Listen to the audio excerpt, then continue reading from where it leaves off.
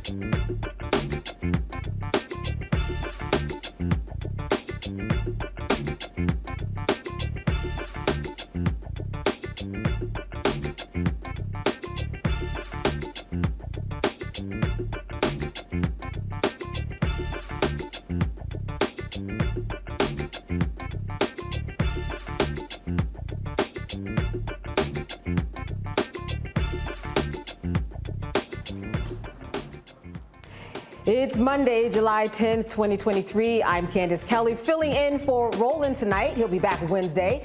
Here's what's coming up on Roland Martin Unfiltered, streaming live on the Black Star Network. An Oklahoma judge throws out a lawsuit seeking reparations for the 1921 Tulsa Race Massacre, killing any measure of legal justice for the last 3 survivors of the deadly racist rampage. Black farmers can finally file claims for the long-awaited $2.2 billion USDA program. The National Association of Black Farmers president will be here to explain why this program is crucial to addressing historical discrimination. Actor and activist Hill Harper is getting into politics as a candidate. We'll tell you what he's running for and against. The legal battle over Aretha Franklin's handwritten wills shows the importance of estate planning. An expert estate planner will explain why you need to think about what happens after you die, no matter how much you have or think you may have. It's also Fibroids Awareness Month, and we're shedding light on this condition that has disproportionately affected women of color. In our Fit, Live, Win segment, the founder of Advocating for My Uterus will explain how to advocate for yourself and learn about your options. And hundreds gathered to say their final farewell to Howard University's Dr. Bill Spriggs. We'll show you some of Saturday's memorial service. Well, it's time to bring the funk on Roland Martin Unfiltered, streaming live on the Black Star Network. Let's go. He's got it. Whatever the miss, he's on it. Whatever it is, he's got the scoop, the fact, the find. And when it breaks, he's right on time and it's rolling. Best believe he's knowing. Putting it down from sports to news to politics. With entertainment just for kicks, he's rolling. It's on go, roll, y'all. It's Roland Martin, yeah. Rolling with Roland now. He's funky, he's fresh, he's real, the best, you know he's Roland Martin now.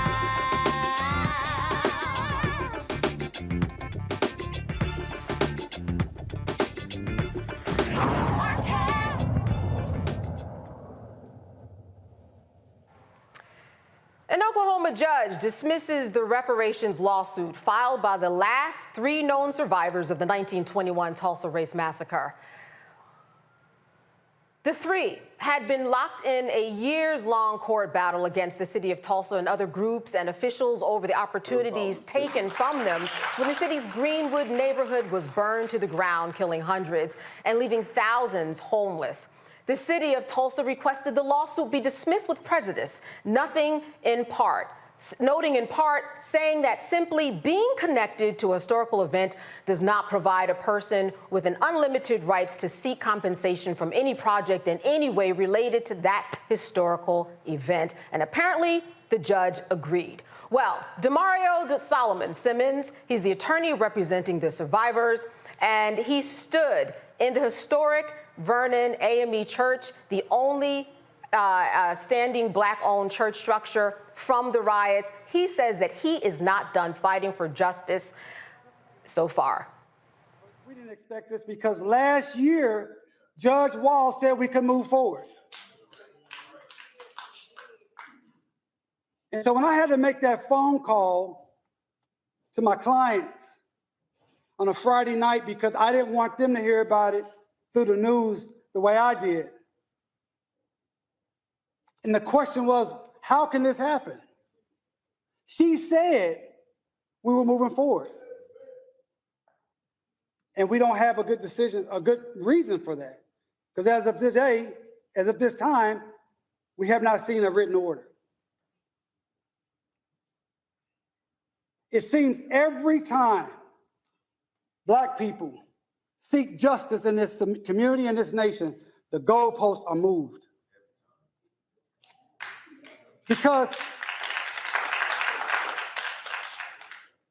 in May of last year, when she said we could move forward, and then in August of last year, when she wrote the order and kicked out some of our descendants in this great church, we felt like that was unjust, but we decided to move forward based on what she wrote. And we conformed our case, Bill, to what she told us to do, basing it on property. and yet we're still kicked out. But the good news,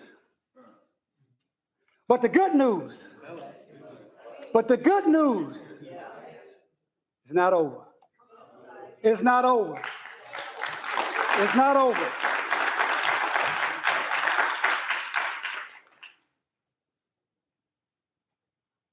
This is not a defeat. This is a hurdle. I grew up in a church like this.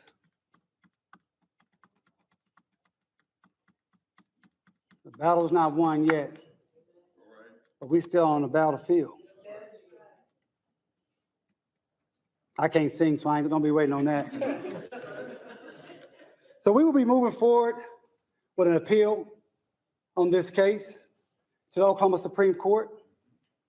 Even in here in Oklahoma, we know we have a conservative Supreme Court, but we believe the law and the facts are so clear that any lawyer, any judge that's actually looking at the documents will say, hey, you can let these people into court.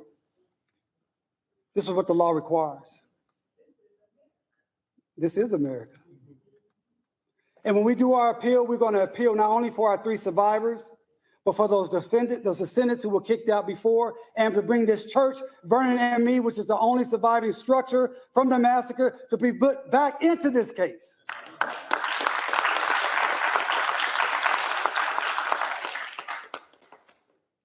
And we're also calling upon, once again, the federal government, President Joe Biden, who came here 2 years ago. And he stood right across the street, and he acknowledged that the massacre was the worst race massacre in the history of this nation.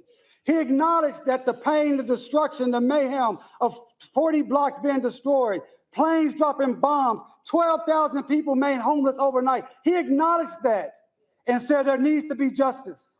So we're calling on President Joe Biden and the Department of Justice to come in and do a federal investigation of the massacre pursuant to the Emmett Till Act, Cold Case Act of 2007, reauthorized in 2016.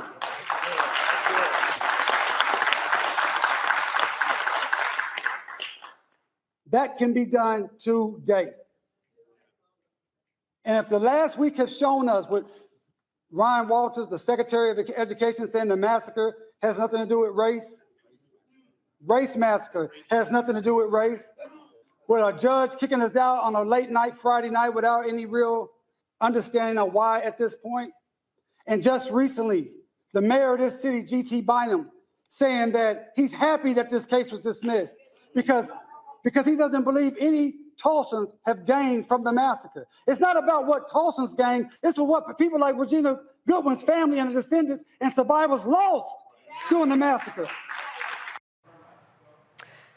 Attorney and founder of Justice for Greenwood, Demario Solomon Simmons, he's going to be joining us tomorrow to talk about what is next.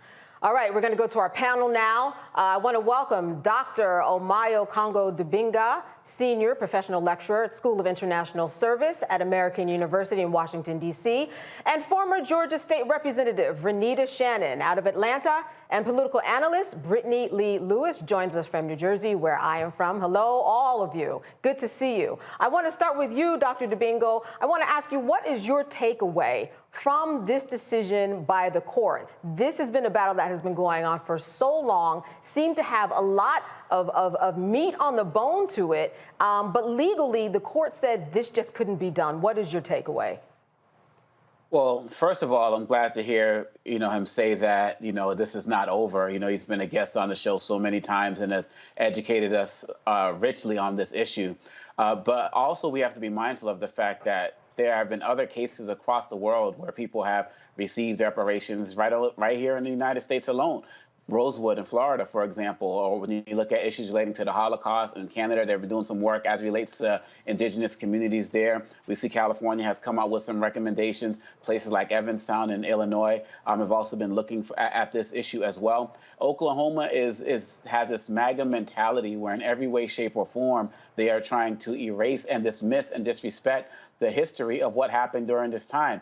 Just last week, I believe, the superintendent of Oklahoma's school districts was talking about how we can't talk about the Tulsa massacre as something relating to race. It's literally called the Tulsa Race Riots, but he's saying we can't talk about that because that's critical race theory, which is a whole nother conversation about what critical race theory actually is. But when I talk about this particular area of Oklahoma, this particular issue, in my book, Lies About Black People, this country has a history of trying to remove black people from their land. If they can't do it by violence, they will do it by legislation. And throughout history, there's always been this game of back and forth, or whatever effort doesn't work. So even the people who they couldn't fully removed from there, when you got into earlier years, the 60s and the 70s, the 80s, they had other policies to remove black people from their land. And so this is a back and forth that we constantly see with our people in this country. What happened here with this particular decision is the greatest and latest example of it. But this is a pattern. But I'm so glad we have lawyers like Mario and others who are not giving up, because our people, our elders, they deserve better than this. And like you said, how can you tell the story of the riots without telling the story of the riots? It just doesn't make any sense. Renita, I want to bring you into this conversation. What's your takeaway from this decision? Because we are talking about telling a story without telling the story, and this will probably be erased more from history because of the fact that they did not get what they wanted so far in court. Well, my takeaway is that this is a truly shameful decision by the judge. There was absolutely no reason to toss this case out. As Dr. DeBingo said, you know, we have seen periods in time where folks have been compensated by the U.S. government for poor treatment. So, for example, Japanese Americans who were compensated for being placed in internment camps. And so the Tulsa race riots, anybody who knows anything about the story knows that this area was demolished, mostly because it was a black, self-sufficient, well-to-do town that was completely operating completely self-sufficient, and there were white folks in the area that just didn't like it. And so with this ruling, what I see is the state of Oklahoma deciding that they are going to shirk their responsibility to make these families whole and make those who were impacted by the Tulsa massacre, they're shirking their responsibility to make them whole, and it really is distasteful. But this would be an easy layup for President Biden, for him to have the DOJ step in. The DOJ is there for exactly this. When you cannot fairly get justice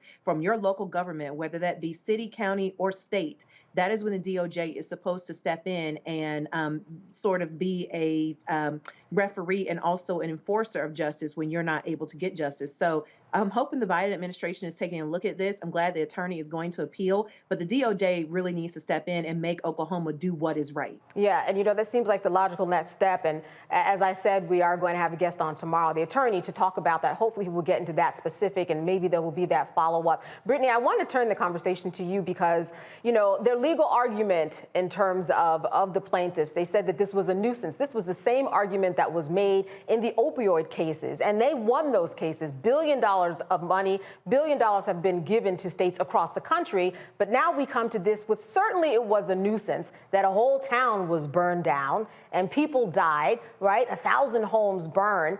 What is your takeaway on this Oklahoma decision and what it means for the future of how we regard this place in history? Yeah, you know, I absolutely agree with some of the other statements that were made, right? And I think to your point, a nuisance.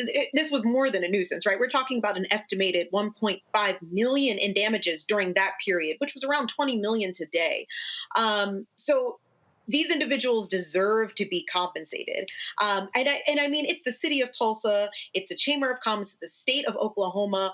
They've really treated the people of Greenwood and North Tulsa, along with the descendants of the Tulsa Race Massacre, as second-class citizens, really not worthy of respect, right? And the material that was taken away from them in that legacy. And it just amazes me how, you know, organizations like the Justice for Greenwood Foundation, for example, are able to provide monies to the survivors, but the state refuses to, right? Yeah.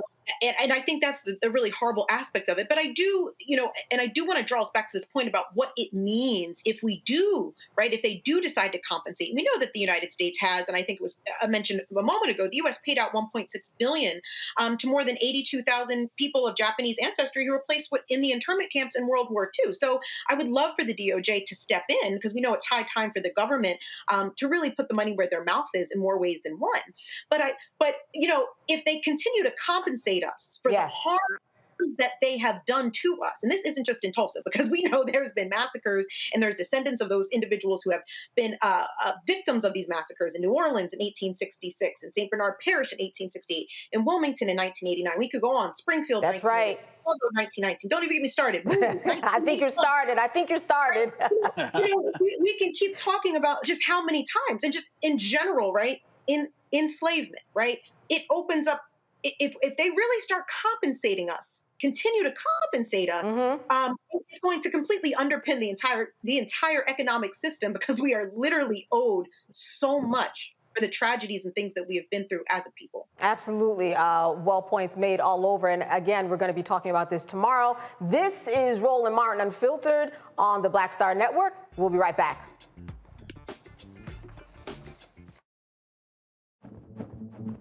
For decades, the tobacco industry has deliberately targeted Black communities and kids with marketing for menthol cigarettes. It's had a devastating impact on Black health. Tobacco use claims 45,000 Black lives every year. It's the #1 cause of preventable death. In the 1950s, less than 10% of Black smokers used menthol cigarettes. Today, it's 85%. Menthol cools and numbs the throat, making it easier for kids to start smoking. Menthol also increases addiction, making it harder for smokers to quit. Menthol cigarettes are a big reason why Black Americans have a harder time quitting smoking and die at higher rates from smoking-related diseases like cancer, heart disease, and stroke. It's time to stop Big Tobacco from profiting off Black lives. An FDA ban on menthol cigarettes will improve Black health, save lives, and protect future generations from addiction. Learn more at tobaccofreekids.org/ban-menthol. Black Star Network is here. Oh, no punches! I'm real revolutionary right now. Thank you for being the voice of Black America. All momentum we have now, we have to keep this going. The video looks phenomenal. See, there's a difference between Black Star Network and Black-owned media and something like CNN. You can't be Black-owned media and be scared. It's time to be smart. Bring your eyeballs home. You dig? Me, Sherry Shepard, with Sammy Roman. I'm Dr. Robin B., pharmacist and fitness coach, and you're watching Roland Martin Unfiltered.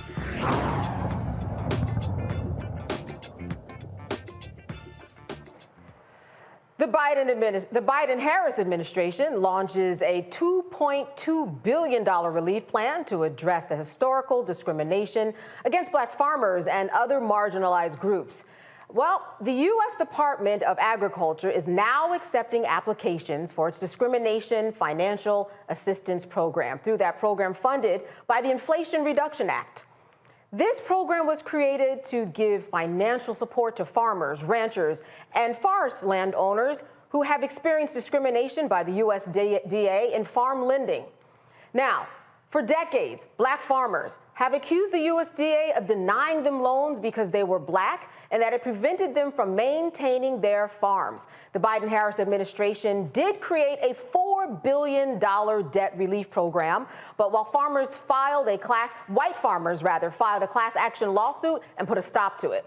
Democrats in Congress then revised the requirements to remove race as an eligibility factor. However, the USDA emphasized that the program is still intended to support farmers who have been harmed by the agency. Well, John Boyd is the president of the National Black Farmers Association, and he's here to explain what this historic move means for Black farmers. John, thank you so much for being with us today. Thank you so much for having me. Yes, indeed. Now, you know, this really is a long time coming. You have been a farmer for over 4 decades. And I want you to just catch people up who may not understand the battle that has been going on in terms of debt relief, as well as loans that have not been available to you. For someone who may not be on the same page as you, how would you explain the history of where you are to now? Well, you know, we've had a very egregious history against the United States Department of Agriculture and its farm lending program, farm subsidy program. All of its programs at USDA haven't treated Black farmers fairly over the past, I would say, 40 years. I've been working on the issue. Things really haven't improved much at the United States Department of Agriculture. And you mentioned the $4 billion in debt relief. We still didn't get it, and we're still in court. Ben Crump is leading the way on that charge to represent us in federal court, and I hope we will be victorious in that matter. The $2.2 billion, I've read some of the headlines out there that says it's just for black farmers. It's not just for black farmers. I wish it was. The whole $2.2 billion was for black farmers. It's for any person who's faced discrimination at USDA, Hispanics, Native American, Asian, veterans, anyone who feels that they've been discriminated against could take part in this program, this fund.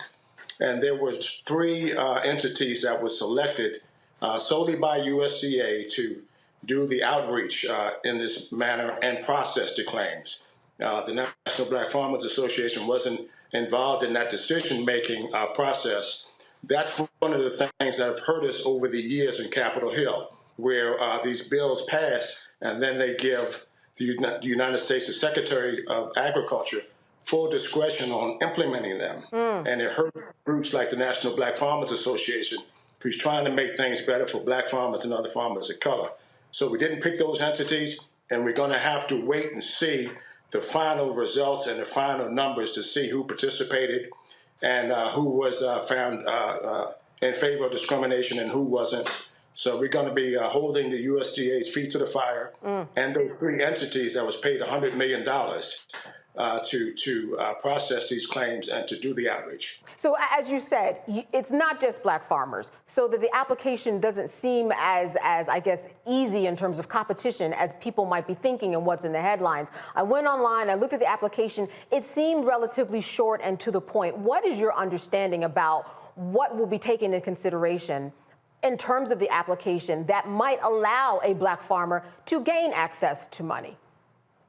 Well, you know, many black farmers have already proven that they've been discriminated against, and many haven't had the opportunity to take part in either one of the black farmer settlements, the one in 1997 that was resolved in 1999, and the last settlement that we had for $1.25 billion under the Obama administration, called the Claims Remedy Act of 2010.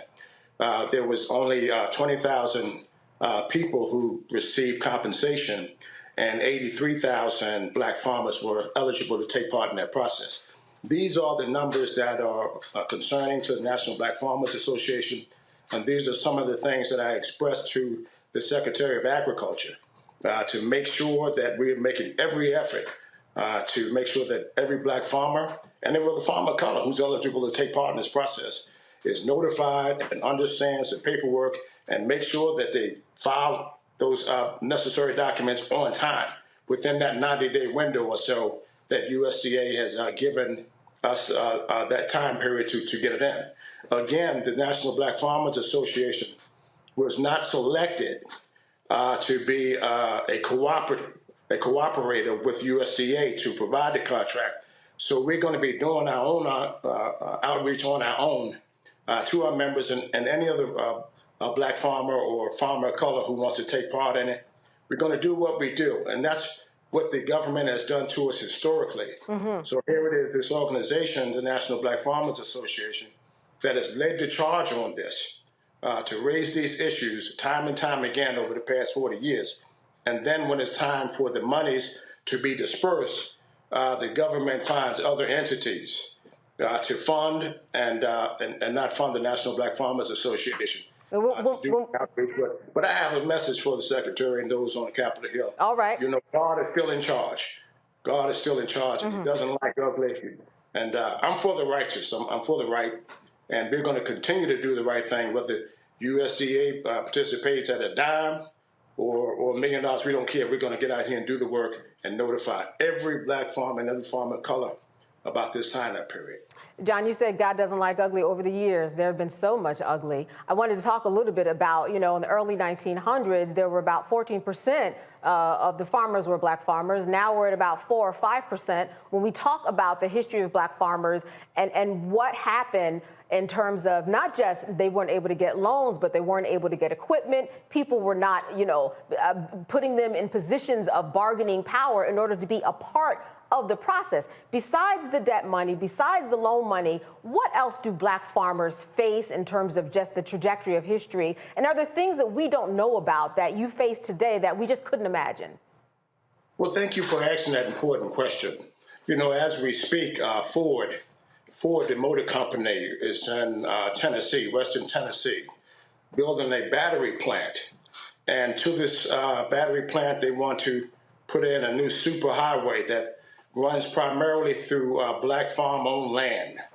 And now the state is taking that land by eminent domain and not compensating black farmers and landowners fairly for their property.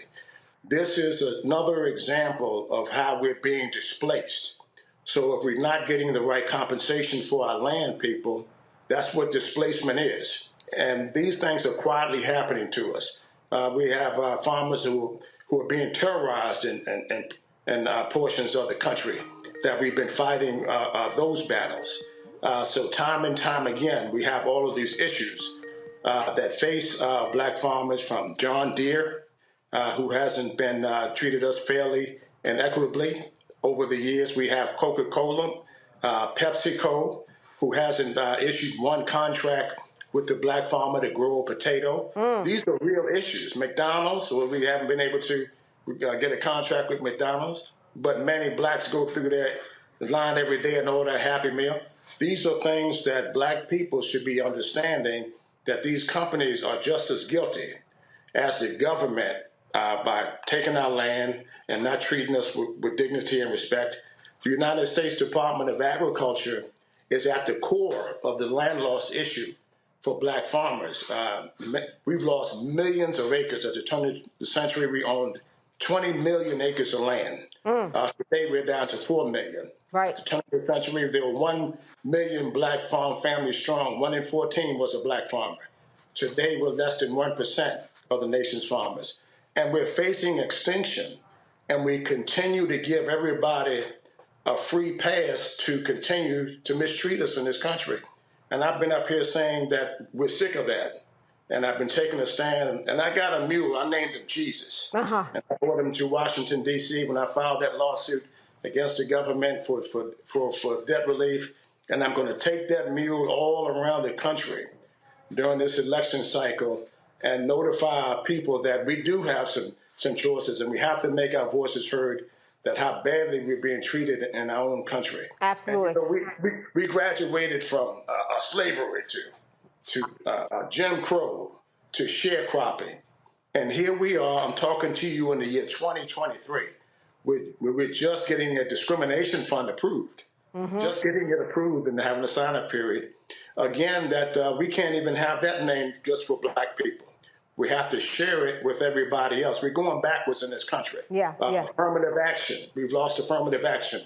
And it's quietly hasn't been getting the attention on national media that it deserves. Yeah, and I want to jump in, because when we talk about affirmative action and the numbers, it really is all in under the same umbrella. I want to bring our panel in. Renita, I want to start with you. I see you shaking your head vehemently there. When you think about what is going on with the black farmers, what do you make of the fact that a McDonald's would not be, contracting with a black farmer? I mean, if you have a McDonald's contract, you're going to be all right. Well, white farmers have these contracts, and they've have these contracts the whole time. I've been asking for contracts at PepsiCo. PepsiCo contracts with white potato growers and things of this nature. The other companies, John Deere, services white farmers within an hour when they call about their equipment not operating properly. Black farmers, they tell us, we just get to you guys when we can. Right. These are the clear examples. What Ford is doing out in Western Tennessee, railroading and bullying black farmers to take their land. John, I'm going to jump in. I'm going to jump in and have Renita jump in on this and get her take on it. I see she was shaking her head vehemently. I know she wants to join in this conversation. Yes.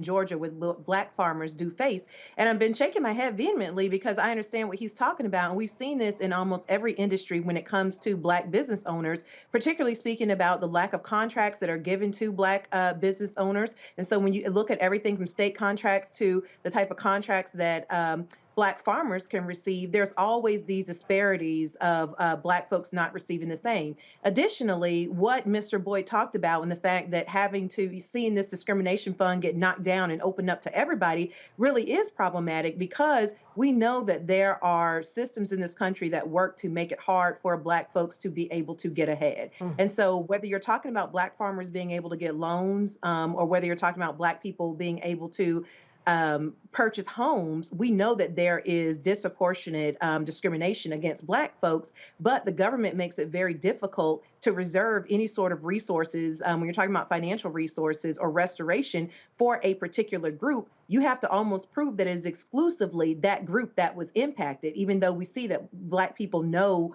what it is to try to own farms and try to purchase a house. We know that we can see the statistics to see how often we are being denied over everybody else. And so my heart really goes out to the black farmers who are really fighting this good fight. I'm glad that the fund did not completely go away, but this just really also makes a case of why black folks need reparations in this country, because it is when you are trying to get anything from the federal government to make a community whole, you really have to essentially prove that one group was almost exclusively harmed over everyone else in order for it to stand up in court. Let's throw this to the good doctor. Do you have a question for John? I do. First of all, Mr. Boyd, it's really an honor to talk to you. I've been following your work for so long, listening to Joe Madison, and I just really appreciate it. One of the things I heard you mention in a prior interview is that you feel like one of the challenges that you've had is the Secretary of Agriculture himself, Vilsack. And he's someone who you never hear talked about in the news. And when you mentioned about your help in this of who's going to decide where the funds are allocated, it kind of makes me feel like it's a dig at the work that you've been doing. Can you speak to that and his involvement in your efforts or against your efforts? Well, I've had some conversation with the secretary about this. And when USDA, I want everybody to understand, selected the 3 entities that will process all of the claims that come in. So you have that entity, and you have 2 outreach entities that was funded $25 million apiece. And I was asking the secretary, why are we funding these entities $25 million? And you have the National Black Farmers Association that's been around since the 80s and has over 100,000 members in 48 states. Why aren't we the entity doing the outreach and being compensated to do so? We have the trust of the farmers, and we know where they are, and these farmers know me. That's how they hurt black leadership and black organizations. So when the monies come down, there's always a reason why you can't get it, but we still have to do the best that we can to make sure that our 120,000 black farmers and their families around the country get the right information, get it submitted on time within 90-day window and stamped and earmarked and all of those things before the deadline. They always get black people, no matter what kind of fund it is. They always get us on the deadline and 2, the paperwork. And I want to make sure, I've had to turn up this thing a couple of times, I want to make sure that everybody who's eligible, everyone who's eligible should be able to take part in this process. And I'm going to do my very, very best on that. And Brittany, we have time for a quick question. Yeah, sure. I just want to say thank you so much, Mr. Boyd, for all of your work.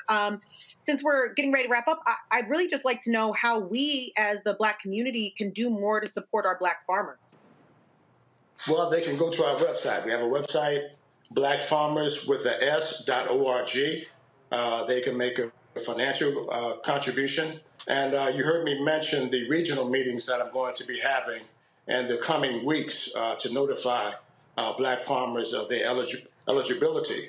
We would like those persons to spread the word after they look on our website and see what locations we're going to be in, primarily around the southeastern corridor of the United States, and help us spread the word.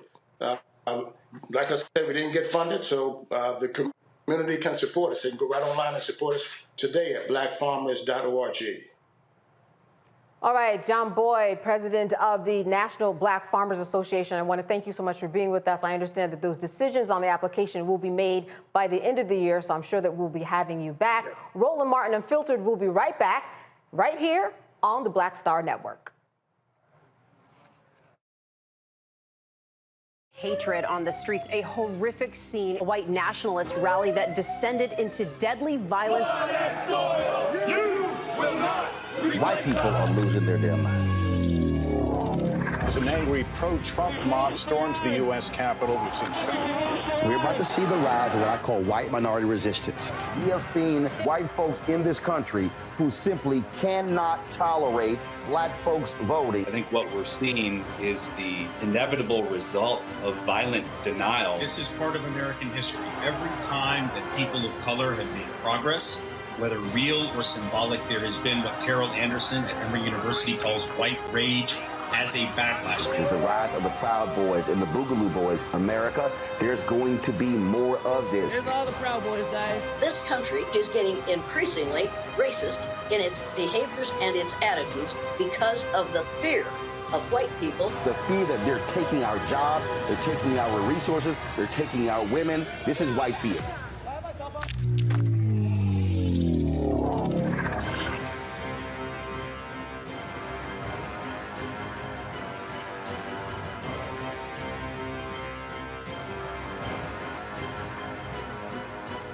On a next, A Balanced Life with me, Dr. Jackie, we're going to be talking about common sense. We think that people have it, know how to use it, but it is something that people often have to learn. The truth is, most of us are not born with it, and we need to teach common sense, embrace it, and give it to those who need it most, our kids. So I always tell the teachers to listen out to what conversations the students are having about what they're getting from social media, and then let's get ahead of it and have the appropriate conversations with them. On a next, A Balanced Life with me, Dr. Jackie, here at Black Star Network.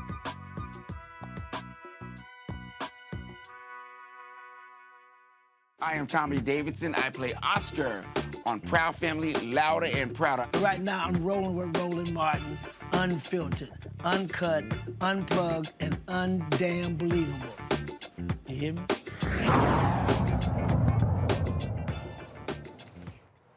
All right, welcome back to Roland Martin, and we are being joined by Roland. Actually, he's at the Jeff Osborne Celebrity Classic Golf Tournament. Roland, how's it going down there?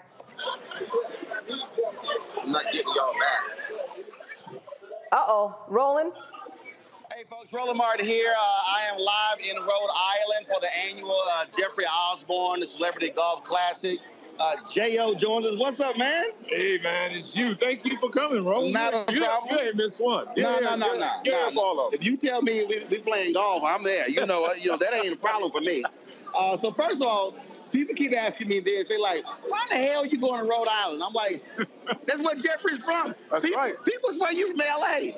No, I was born and raised here in Rhode Island. Born and raised, left here when I was, 20 years old.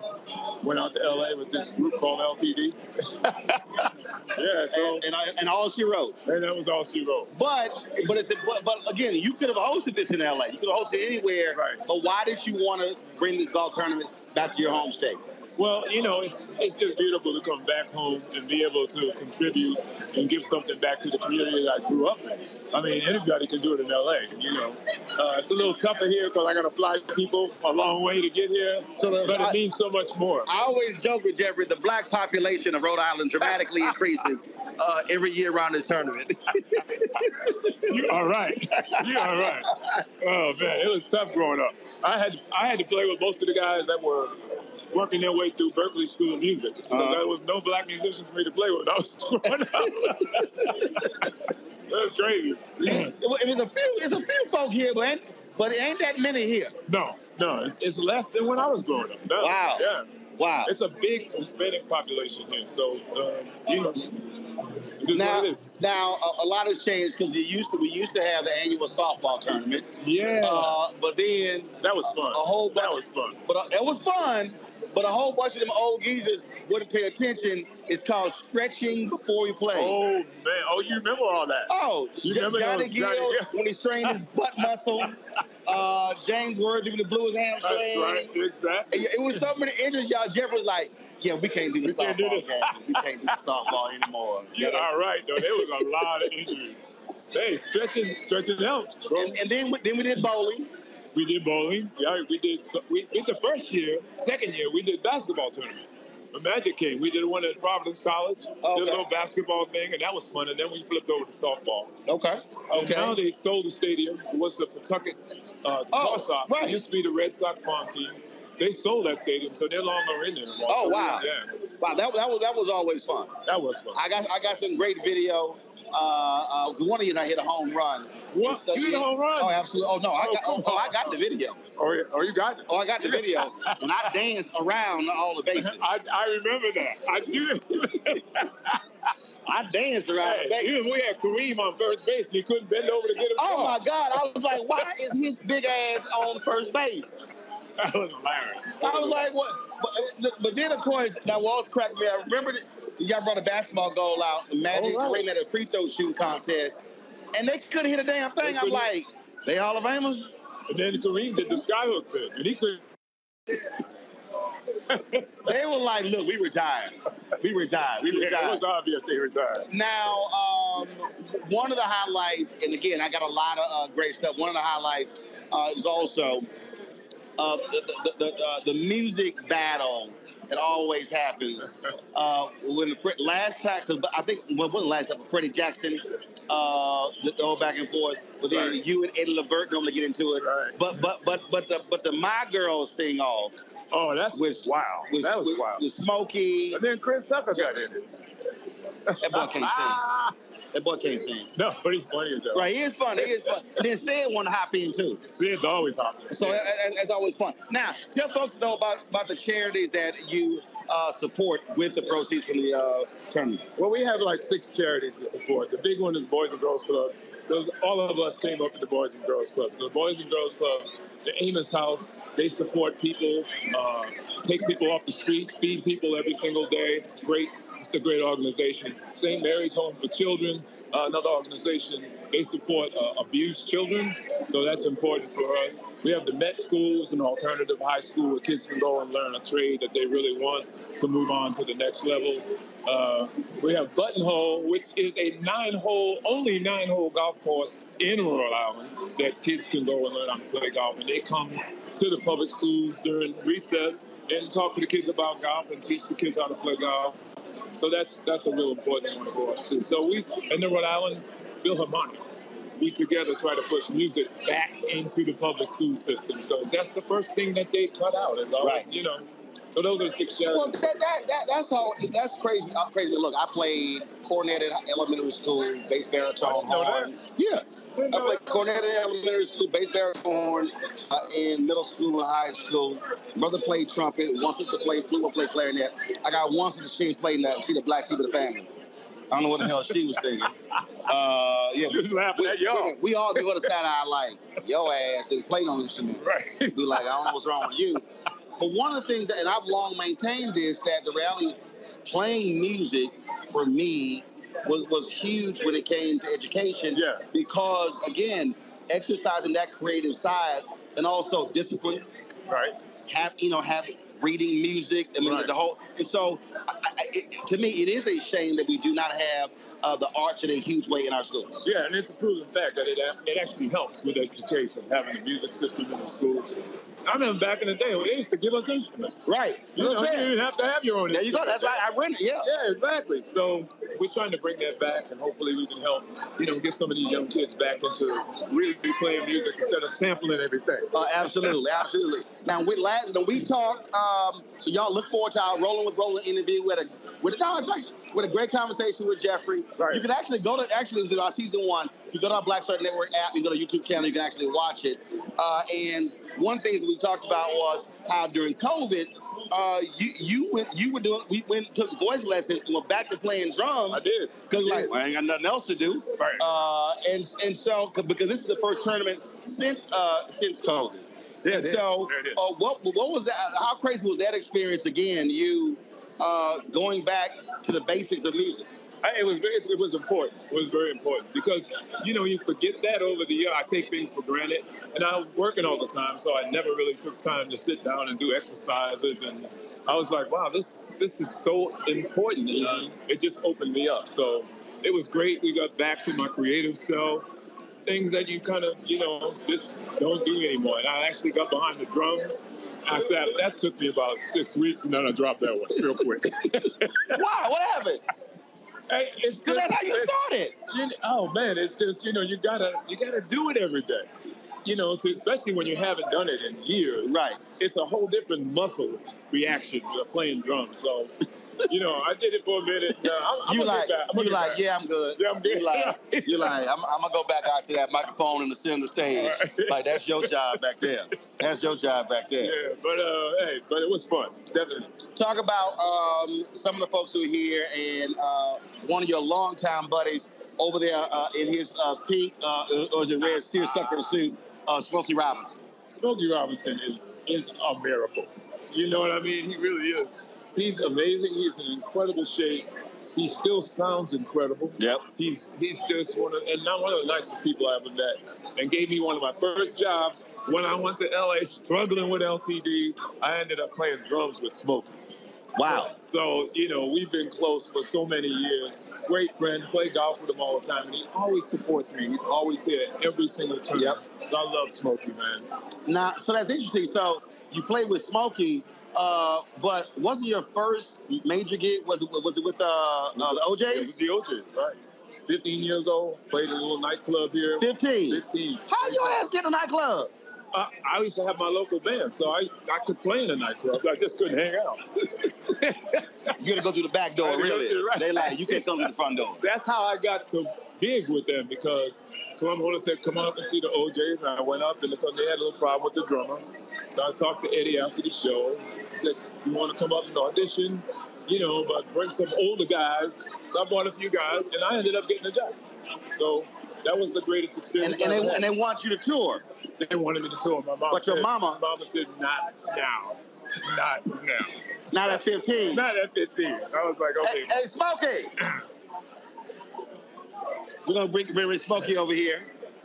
I need to see if Smokey got a good Jeffrey Osborne story. So, Smokey, we're live on my show. Slide over here. Okay. You go stay in the middle. All right, so Jeffrey was telling me that you gave him an opportunity when he was broke as hell. When he came to L.A., he said he had no money. He said Smokey had mercy, and he hired me. Oh, man.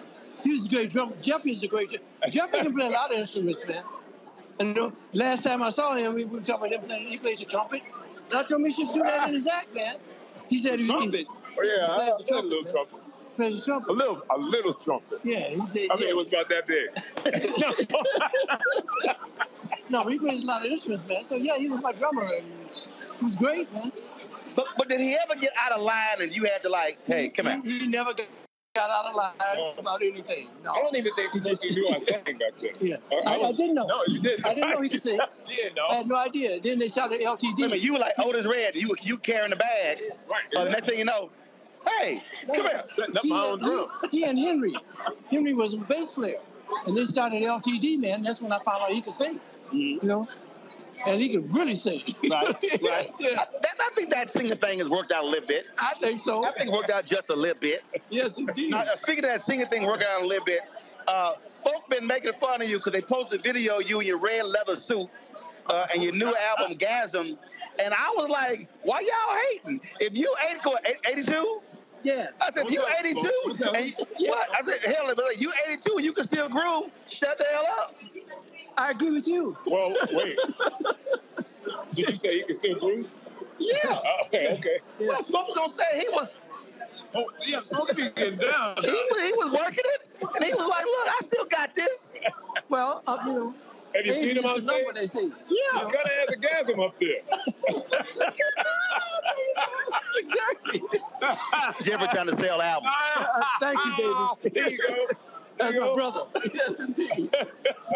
But how does it feel, again, at this age, and to look out in that crowd and for both of you to still see that loyal fan base supporting real music, real singers, and no auto-tune? You know what, man? One of my joys when I'm doing concerts, I see people there who have kids in their laps, lap kids, you know? And the first time I ever saw them, they were in their parents' laps. You know what I mean? So that... Generational. I love that. It is. Amazing. I love that. For you?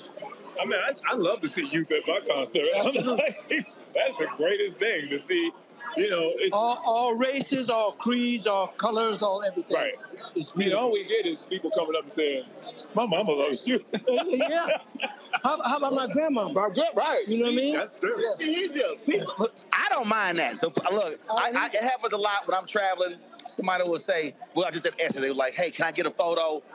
Because my grandmama loved me. I said, and one of my guys, he was like, yo, man, you know, but they old. I said, let me explain something to you. When the grandmama like you, they make the children watch. Yes, baby. And then the mama make their kids watch. Yes. I said, so I ain't got a problem with the grandmothers and the mamas. I said, because that's how they kids, because the kids ain't got no choice. Like, shut up, we watching Roland. Right, exactly. Yeah, exactly. And so now the kids, they adults like, hell, we watching Roland too.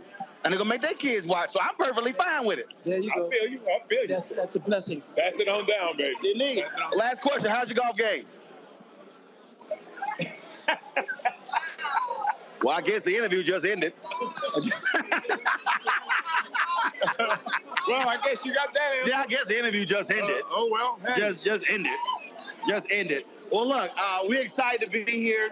Candace, thanks for filling in for me. We, of course, we were supposed to have a practice round today. Massive amount of rain came through Providence. We're going to be cart path only tomorrow. Watch. No, I think we're going to be good. Oh, really? I think it dried out pretty well. Good. Yeah. Well, good. It's gonna be a sunny day tomorrow. Thank goodness, because I remember the one year we got washed out, but we still went out and played. Oh my God! And that was, I got those photos. We had like a 17-some.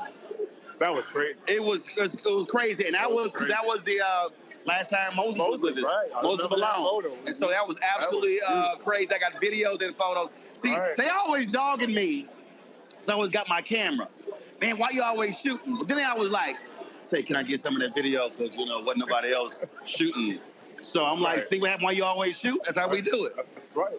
But Jeffrey, I always appreciate being invited. It's always good to be here. Kidding, man. For the folks who are watching and listening, if they want to support your foundation, tell them where to go, where they can make a donation. Well, you can go to Jeffrey Osborne Foundation. You can go to jeffreyosbornefoundation.com.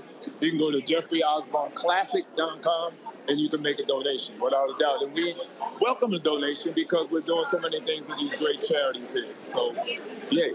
All right, folks. So we about to start the pairing party. Looking forward to that. And I'll have some video for y'all tomorrow about us out there in the golf tournament. You know we will. And I fully expect in the VIP gift bag, each one of the golfers will likely have a signature Jeffrey Osborne sheer shirt. Oh, my God. You thought? I knew I wasn't. You thought I wasn't getting away with you thought I was gonna get? I knew it. So just so y'all know, for a long time, like about 30, 35 years. Here we go. Every time I saw Jeff, I'm like, why his ass got a sheer shirt on? And so when he turned 70, he retired the sheer shirts. And he was like, every year he's like, man, I only wear it a few times. I was like, you in sheer shirts like Frankie Beverly in white. I wore a sheer shirt maybe one time and you saw it. No, Jeffrey. No. Jeffrey. Every time you on a Jordan cruise, you had a black sheer shirt. I was only on a Jordan cruise one time. And I've seen you 5 other places in a sheer shirt. Because you keep looking at that video. No. So I'm sure he got sheer shirts for all of us. We ain't wearing them. You're right. I got them. I got one especially for you. Baby, always good to see you. I appreciate it, man. Oh, my goodness. Looking forward to it. Put you to work tonight. Ain't no problem. Look, I know how to raise money. I know. In the words of Frank Lucas from American Gangster, I'm going to get that money. Go, yeah. I like that. All right, baby. Your wife is calling. You got to go. She calling. You got to go. There we go. All right, y'all. That's it for me. Again, look for some video tomorrow for the golf tournament. We were talking to some other people here as well. And so we look forward to that. And so it's always great to be here with Jeffrey Osborne and everyone here. So, no, we live. We live. So, Jeffrey talking about this video. We live. The governor of Rhode Island right now. Well, step on in here, Governor. How you doing? I don't know. I'm Roland Martin. How are you? Have you screened your questions yet? I don't know. Trust me, I don't even know what they are. Yeah. So, first of all, Governor, let me ask you this here. A native son here and bringing this golf tournament here back home. Well, first of all, having a native son care about Rhode Island that has such a, had such a great career is really good for Rhode Island. So, in all seriousness, Jeffrey, thank you so much. And one of the things that I really, and I've shared this with Jeffrey, is that our roots go real deep in Boys and Girls Club work.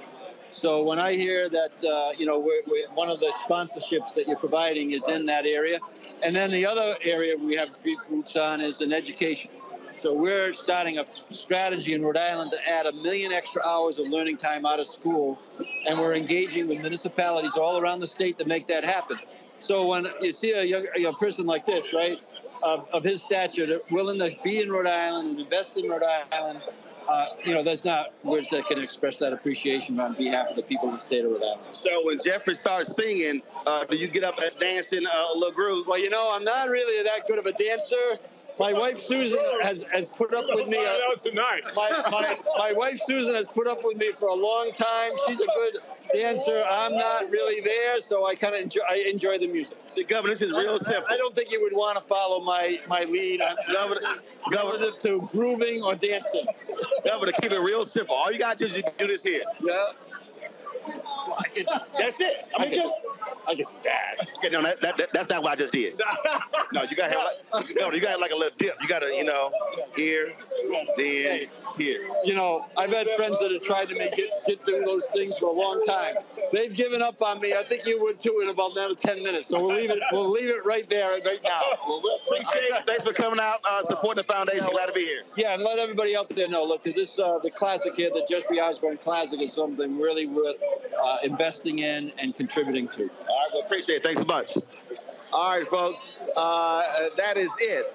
That was a surprise. That is it here. And so glad that y'all could join us as well. So again, we'll be have stuff tomorrow. We start, I forgot in the morning time we start. So I'll see you guys tomorrow right here in Roland Martin Unfiltered on the Black Star Network. And so Candace, back to you. All right. Listen, I would say have a good time, but I don't think I have to do that. He's clearly having a good time. I want to see some of that video of the governor dancing. We'll look for that. Jeffrey Osborne and Smokey Robinson and Roland. We'll be back after a break with more Roland Martin Unfiltered. My early days on the road, I learned, well, first of all, as a musician, I studied not only piano, but I was also drummer and percussion. I was all city percussion as well. So I was one of the best in the city on percussion. There you go. Also studied trumpet, cello, violin, and bass, and any other instrument I could get my hand on. And with that study, I learned again what was for me. I learned what it meant to do what the instruments in the orchestra meant to each other in the relationships. Right. So that prepared me to be a leader. That prepared me to lead orchestras and to conduct orchestras. That prepared me to know to be a leader of men, they have to respect you and know that you know the music. You have to be the teacher of the music. You have to know the music better than anybody. There you go. Right, so you can't walk in unprepared.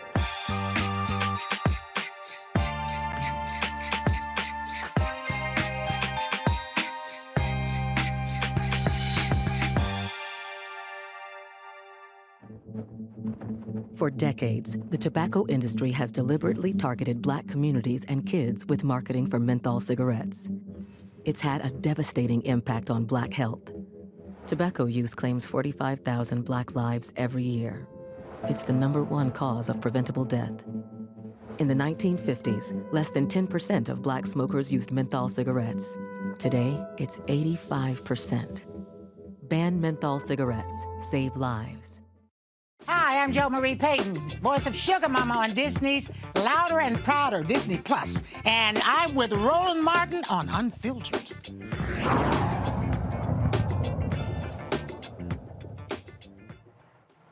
Well, the ongoing battle over the late Aretha Franklin's estate continues as her sons dispute 2 handwritten wills 5 years after her passing. Now, when we take a look at this, you're going to find that a Michigan court will decide which handwritten document will determine the distribution of her assets. Her 4 sons are divided, each supporting a different version of the will, of course. Ted White, the second, he believes the 2010 document should guide the estate's handwritten will, while Aretha Franklin and Edward Franklin favor the 2014 will. The documents discovered, they were in Franklin's Detroit home months after her passing. Well, they contain conflicting instructions on the distribution of the assets, of course, and of course the role of the executors. And here's another twist. Despite the lack of a formal typewritten will, Michigan law allows any handwritten documents to be considered, adding complexity to this high-stakes legal showdown. Well, we're now going to be talking about the importance of estate planning, of course, because according to caring.com, 1 out of every 3 Americans is without a will. And they say that it's because they have nothing to leave behind, but they probably do. In the 2002 Wills and Estates Planning study, procrastination was the #1 reason that Americans don't have a will, with 40% saying they just haven't gotten around to it. Other reasons for people not having a will: not knowing what to include or how to get a will, or they think that estate planning is the process is just too expensive, which sometimes it is. Well, to discuss the importance of all of this in estate planning is the president of the Association of Black Estate Planning Professionals Incorporated, Amy Griffith. She joins me here from DC also. Hello, good to see you. Amy, yes, indeed. I want to start, first of all, by saying that this whole thing with Aretha Franklin is really an eye-opener for a lot of people. We're talking 5 years later, and there are people who are watching right now with their sons and daughters. They don't want to look at each other because they don't have a will. What advice do you have for them? Because things get tricky after people die. You know, I tell people, just take that first step. Call a professional person. Have a conversation. Oftentimes people say it's too expensive. They don't really even know what it costs. But take the steps. I tell you, what costs to not have it is so much greater. Yes. Now, when we talk about the first steps to getting a will, when we look at what's going on with Aretha Franklin, Michigan has specific laws, but across the country, I guess the first advice maybe would be to look at the laws of the state to understand what's going on there. Because from what I understand, these were handwritten wills, even scribbles on the side of margins, all of that count in Michigan. So would your advice to be to someone, even if they didn't have an attorney, to at least, at the very least, type 1 copy of the will and have it signed and notarized? So I'm not going to say that. I'm not going to co-sign the do-it-yourself without getting advice, especially in Aretha Franklin's case, because she had a child who had special needs, right? So that sometimes it's a greater detriment. When we look at that's what she did, and although it's legal in Michigan, look at all that it cost folks. So it's like, though she saved money by doing it herself, how much did she really cost by having so many other people, so many other lawyers contribute, right? They're getting paid much greater than if she had employed someone with the true authority and advice and guidance to do it correctly. Absolutely. So what would you advise someone to do if they say, but it's just too expensive, I'm just living check to check, I can't worry about a will? Where might be the first place that they go to get some assistance? So there are so many pro bonos. There are so many law schools that have clinics. There are so many opportunities. If indeed really, really, really you don't have the money, because sometimes we just choose not to prioritize that expense. But if it's truly the case, there's often there are opportunities for a low or pro bono or low bono services. So you see them again. Many times the law schools offer that. Many times, there are legal services for the elderly, or there are just quite a few pro bono organizations that are there to serve the community. Yeah, so basically you got to get to Googling, right? Just look for that pro bono service in your area. Even if you don't think you have anything, you might want to know where your watch is going, or maybe your child won't want to know where a watch is going. It may not be millions, but anything that you have, it is worth putting in writing. Because what we know is sometimes you don't know what you'll have at that time, right? So, but if you create that initial plan, I also think about all those folks who have minor children. You should be planning who's going to be that guardian to step in to take care of that child if something happens to you. We need to be thinking about not just what we have today, but what we could have tomorrow. When do we talk about an executor and putting things in a trust as we close? Because there are a lot of people who want to know exactly how that works, to have someone who's watching over everything that goes on after somebody passes on. Well, I think there are many times that we should be thinking about. Oftentimes, unfortunately, people think it's just for the mega rich. But I think of it many times when you have real property, that's something that you want to protect. We know that so many times there are people who are losing property because of the heir property, because there's so many heirs who receive it that's lost. But if we have real property, I encourage people to be thinking definitely about getting a trust. If you have minor children, I encourage people to get a trust because we want to make sure that the assets are distributed over time. One of the things that we often just think about is just sort of how do we pass it, but how do we grow it? So especially being in the Black community, if we're thoughtful about how do we enhance our estate for future generations, we have to do that by strategic planning. And there are so many opportunities that we can use and tools that we can employ if we create a trust and if we're thinking and if we have the conversation with that trusted professional, we can make it happen. All right, well, we're going to talk more about estate planning with our panelists after the break. You're watching Roland Martin Unfiltered on the Black Star Network, and we'll be right back. Up next on The Frequency with me, Dee Barnes. She's known as the Angela Davis of hip-hop. Monet Smith, better known as Medusa, the gangsta goddess, the undisputed queen of West Coast underground hip-hop. Pop locking is really what indoctrinated me in hip-hop. I don't even think I realized it was hip hop at that time. Right. You know, it was a happening. It was a moment of release. We're going to be getting into her career, knowing her whole story, and breaking down all the elements of hip hop. This week on The Frequency, only on the Black Star Network.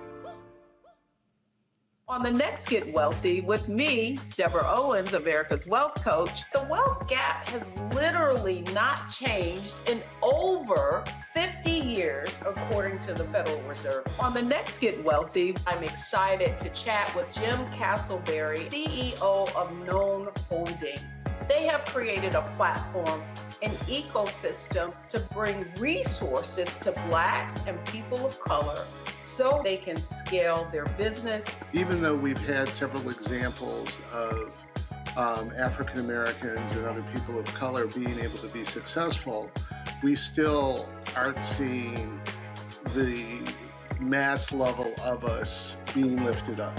That's right here on Get Wealthy, only on Black Star Network. When you talk about blackness and what happens in Black culture, we're about covering these things that matter to us, speaking to our issues and concerns. This is a genuine people-powered movement. There's a lot of stuff that we're not getting. You get it, and you spread the word. We wish to plead our own cause. Too long have others spoken for us. We cannot tell our own story if we can't pay for it. This is about covering us. Invest in Black-owned media. Your dollars matter. We don't have to keep asking them to cover our stuff. So please support us in what we do, folks.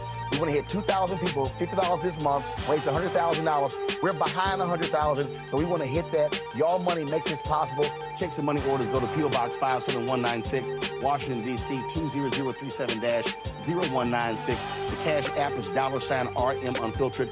PayPal is R Martin Unfiltered. Venmo is RM Unfiltered.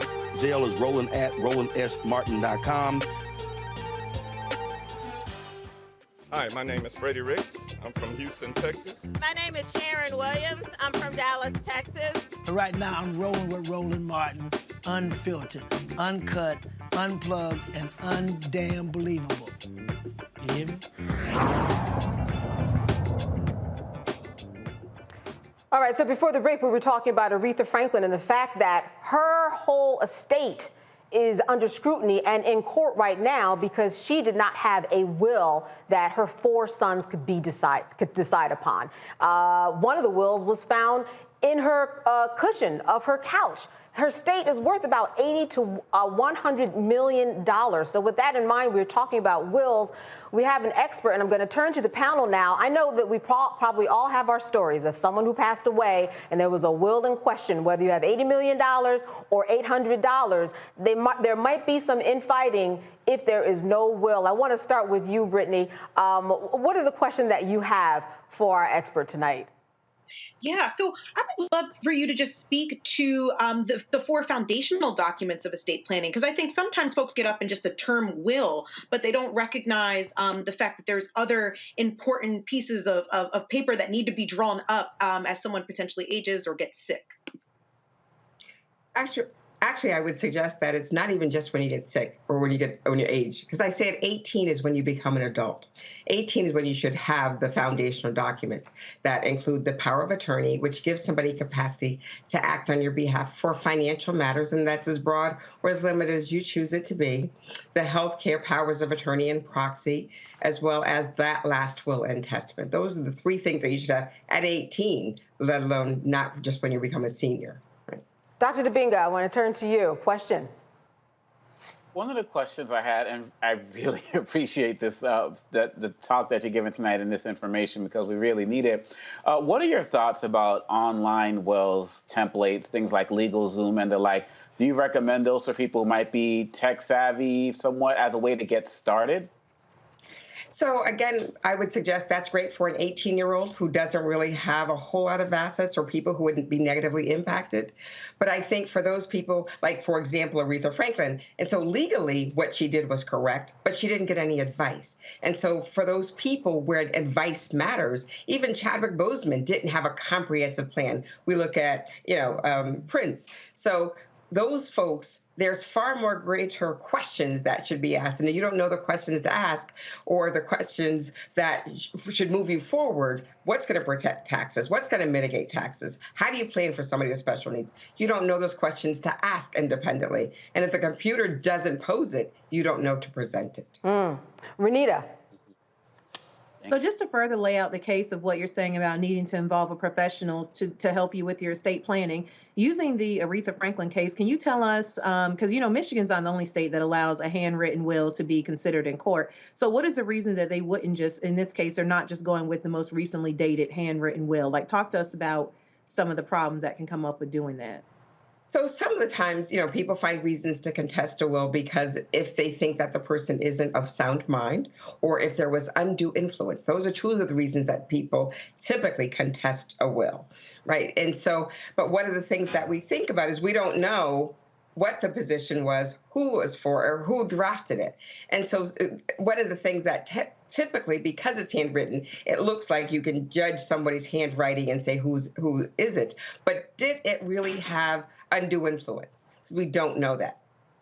So, and I would say the sooner the better too, right, Amy, in terms of having someone do a will who's a parent or not at 40 or 50 as opposed to 70 or 80, because then that opens the door for contesting because people may not be of sound mind or have more of the opportunity to be under an undue influence. So the sooner the better, I think, is a good lesson here. Well, I think the sooner better because we don't know when it's too late, right? Yeah. Because if we don't know, tomorrow's not promised, especially being Black in America. Tomorrow is definitely not promised.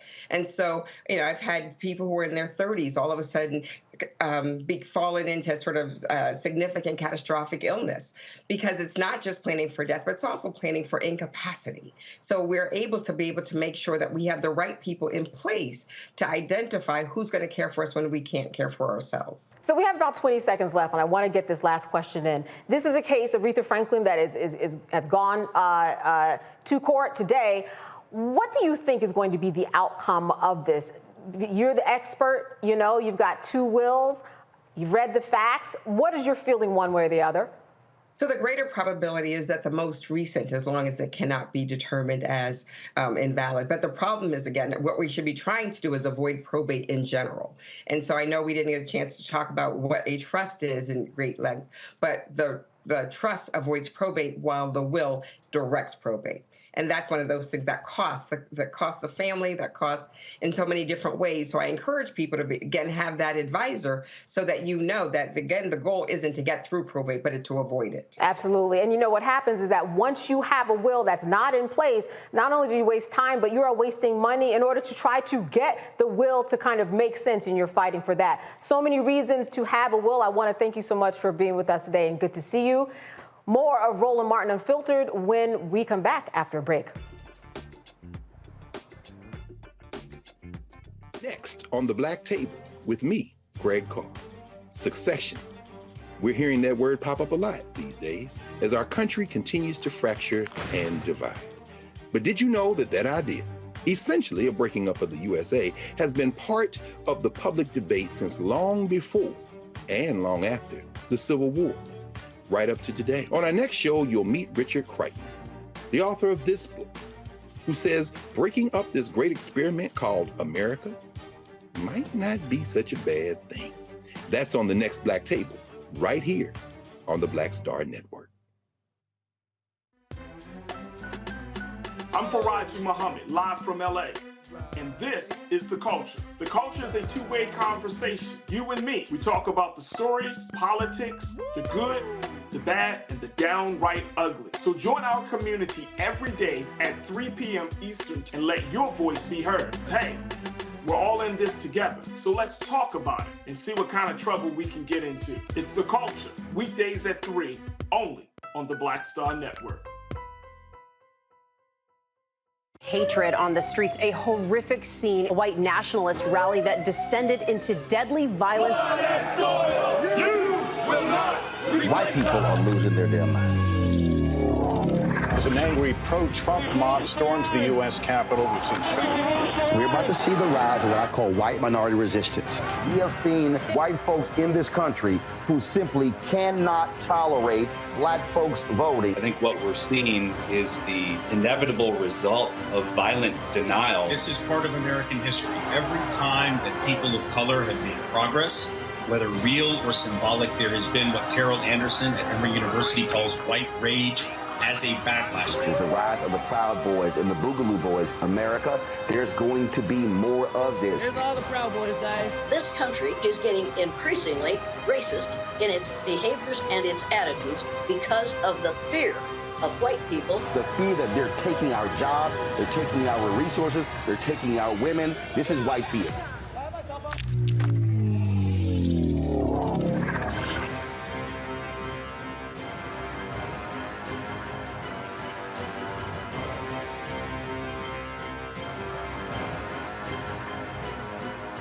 On a next, A Balanced Life with me, Dr. Jackie, we're going to be talking about common sense.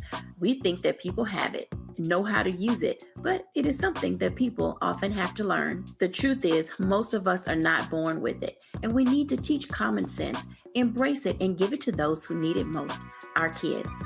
So I always tell teachers to listen out to what conversations the students are having about what they're getting from social media, and then let's get ahead of it and have the appropriate conversations with them. On a next, A Balanced Life with me, Dr. Jackie, here at Black Star Network.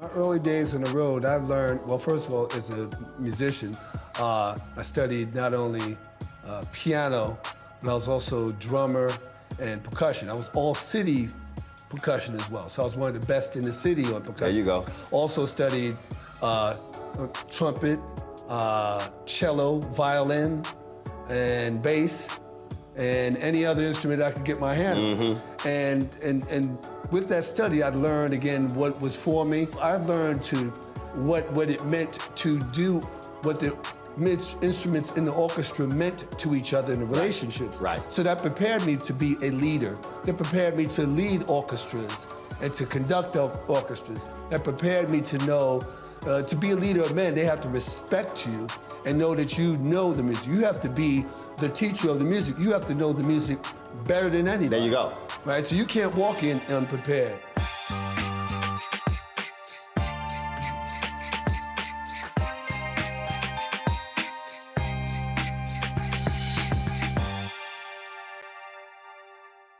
My name is Lena Charles.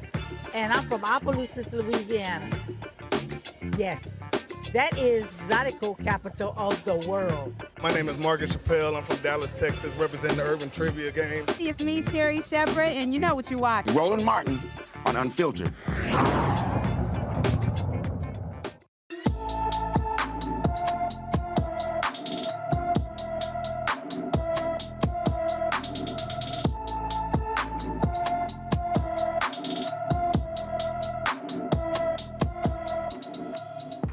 Delasia Burton has been missing from Birmingham, Alabama since June 2nd, 2023. The 16-year-old is 5 feet 5 inches tall, weighs 210 pounds with black hair and brown eyes. Anyone with information about Delasia Burton is urged to call the Birmingham, Alabama Police Department at 205-328-9311. Saturday, hundreds gathered on Howard University's campus to bid farewell to one of their own, Dr. Bill Spriggs. Dr. Spriggs was a friend of this show. Here's some of Saturday's memorial service. His transition, I think, probably has us all thinking about eternity. The ancient Egyptians had a couple of words for eternity, neheh and jet, but ultimately they mean, in a sense, being everywhere. We're all in time and space as far as our limited perception of it, but we exist everywhere at once. And Bill Spriggs was everywhere as he walked on top of the earth. And during COVID, as all of my colleagues, Terry Adams sitting there, Jules Harrell, so many others would tell you, he was always on social media, but then in COVID, he was always in a square box somewhere, sometimes 5 or 10 times a day. And he literally went everywhere during that period. So a lot more people found out what I got to find out in person, like many of us. This is the guy we should be listening to. He clowned me for missing this year's recognition ceremony. He said, I'll see you next time, but in many ways, I didn't miss it. I didn't miss it at all. Because Bill Spriggs is now no longer on top of the earth. He's everywhere. It was just 4 months ago that Bill Spriggs sat right across from me when we had our State of the Union coverage. We had a number of people who were in studio talking about the State of the Union address, and it was electrifying because we had so many different people with different perspectives. And Bill was one of those voices.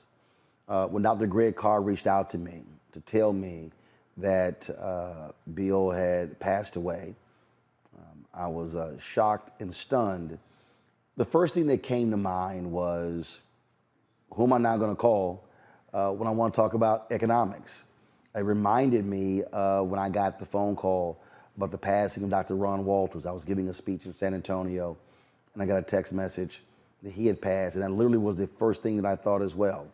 Thought about the family, thought about him, thought about prayers for the family, but man, also, who will we now call? I think back to, my goodness, Washington Watch on TV One, which was a Sunday morning show I hosted then. And we often had Doc on the show talking about economics, talking about the unemployment numbers. That show ran for 4 years on TV One. Then, of course, when we had News One Now on TV One as well, and he was a frequent guest. And obviously, when I started this show, this digital show, my network absolutely wanted him on. And I always appreciated every month when the jobs report would come out that Dr. Spriggs would be posting, he would be giving his thoughts and perspective, because he centered Blackness. And that was the reason why, for me, I always wanted him on, because in every way, we center Blackness. Having him on the Tom Joyner Morning Show. So literally, every platform that I've had since 2009, TV One, Tom Joyner Morning Show, this one, I will call Doc. I would not be at Howard if it was not for Bill. When I finished my PhD, I didn't get any job offers. So I had decided to stay at Duke and do a postdoc. But Bill called me late in April and asked me if I was interested to come teach at Howard. I told him I wasn't sure and that I had to talk to my wife. My wife told me that we weren't gonna stay in Durham, so we moved to DC. Bill supported my career greatly early on. My first major presentation that I gave was due to Bill sending me in his place. Bill encouraged me and believed greatly in my research on HBCUs. One of my first publications was with Bill and Greg Price in a review of Black political economy. Then Bill left Howard and went to the Department of Labor. The department took over students to talk to him, and he expressed such joy in his work that I was amazed. He more or less told me that he enjoyed his work so much that he never realized that it was the end of the day. And when he left, he was excited to get back to work, improving people's lives by helping them.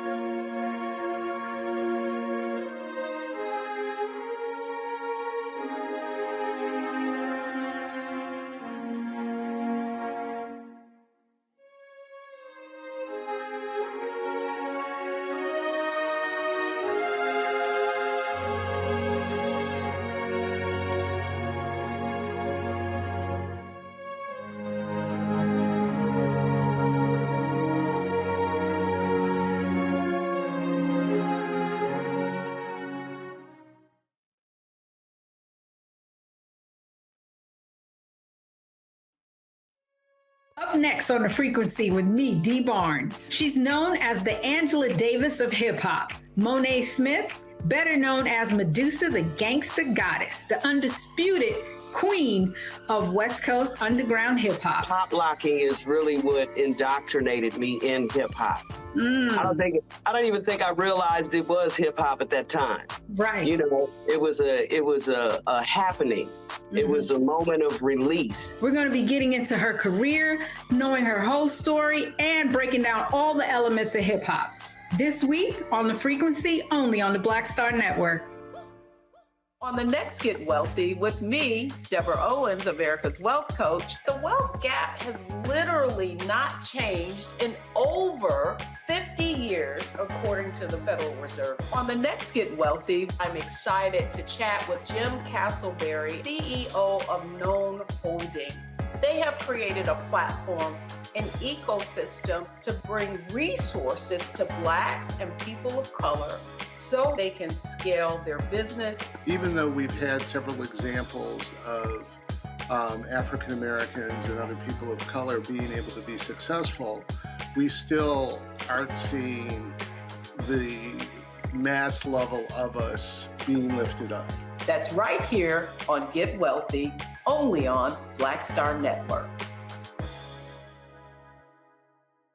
Hey, what's up? Geek Tony in the place to be. Got Kicked Out Your Mama's University, creator and executive producer of Fat Tuesdays, an air hip-hop comedy. But right now, I'm rolling with Roland Martin, unfiltered, uncut, unplugged, and undamn believable. You hear me?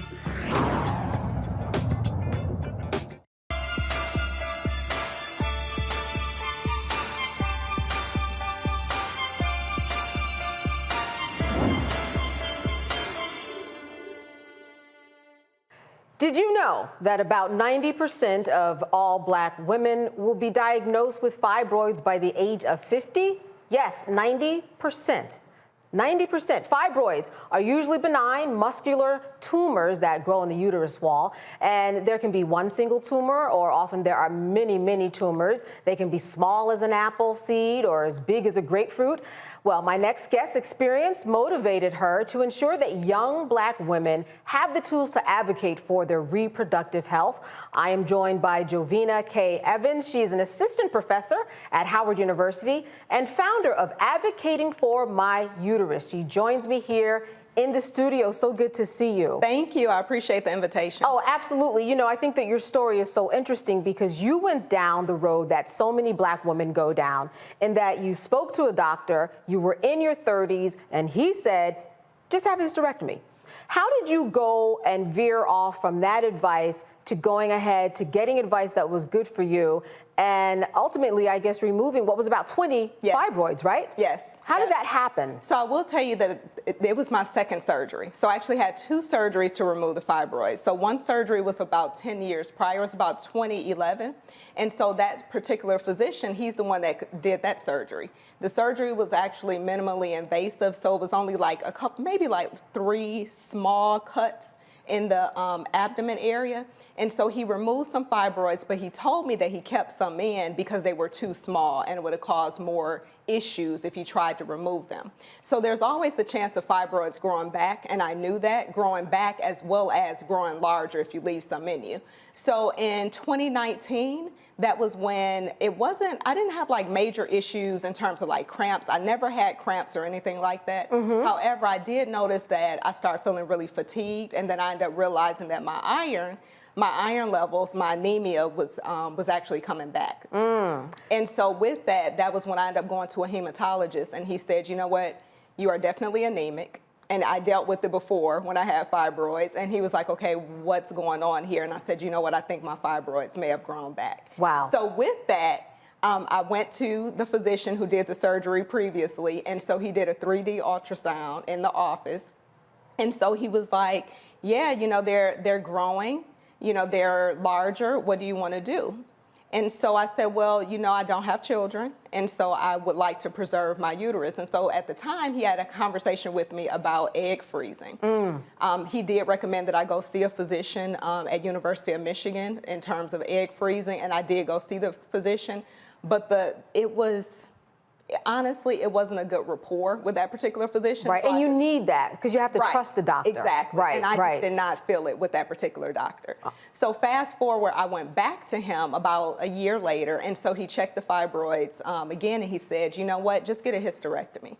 And he was very nonchalant with it. Now, mind you, this is someone not only that did my surgery, but we also worked together professionally. He was a specialist that I actually worked with on different projects. And so with that, I left the office, and I called my primary gynecologist, who was one of my sorority sisters, and I actually called her, and I bust out crying. And she was like, what's wrong? You know, and I told her what was going on, and she's like, no, we're not there yet. There are options. Yeah. You're not there yet. And you know, that's one of the reasons, I'm sure, why you started your organization. What are some of the things that you continue to find women are going through today in 2023? Because there is a lot of awareness about it. There are a lot of options in terms of an ablation or things of that nature, radiation. There's so many things. But are there still people who are getting caught up in getting the wrong advice and you find that they come to you? Absolutely. So I will say this, they don't necessarily come to me, but I will say that I do get some questions as well as other friends. So like usually they're online trying to find information. The primary issue is that a lot of people, they don't really have that trust in their actual physician. There's a mistrust with the healthcare system as a whole. So then you go to the doctor, and if their first inclination is get a hysterectomy or have a procedure that is very invasive, that's not the route that you want to take. At least you want to make sure that you actually trust the physician, that you actually have some options, and that you know what your options are. You know, even in the research and the literature, it actually shows that Black women, Black African-American women, are 3 times more likely to actually have a hysterectomy than white women.